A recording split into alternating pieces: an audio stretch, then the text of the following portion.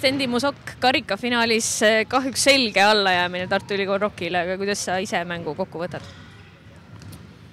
Ma arvan, me olime mänguks üsna hästi valmis ja esimese poole pidasime ilusti nendega sammu, aga mingi hetk nad teise poole alguses neil oli nagu üks käik juurde panna ja me jäime magama ja lasime nad korraks eest ära ja kahjuks meil praegu niisugune õrnavõitu koosseis oli, et sealt oli juba raske midagi tagasi võidelda.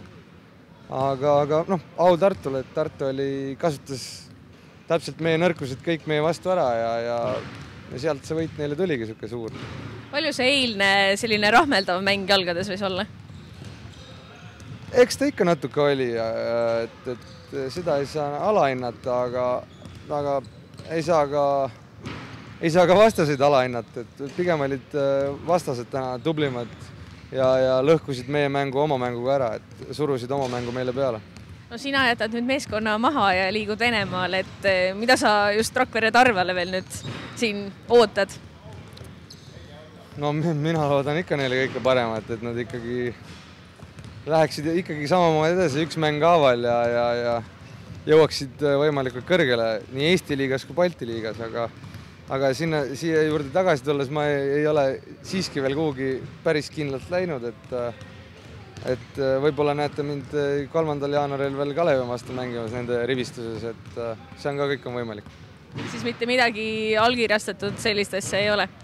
Lepingut ma ei ole kellegiga veel allkirjastanud. Lihtsalt jutud käivad nagu alati? Jutud käivad.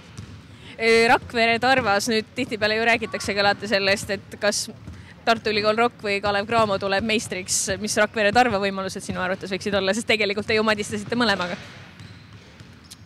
Kõik oleneb,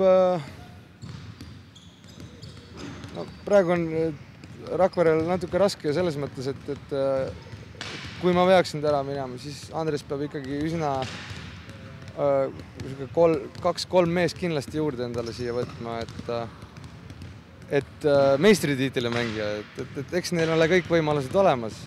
Oleneb väga palju ka, mis mehed ta kindlasti siia saab, aga nagu olete näinud, et Rakvere on alati mängus ja ükskõik mis võistkonnaga nad ei mängi, et mina nagu ei põe väga palju, et küll Andres sellega hakkama saab. Aitäh sulle!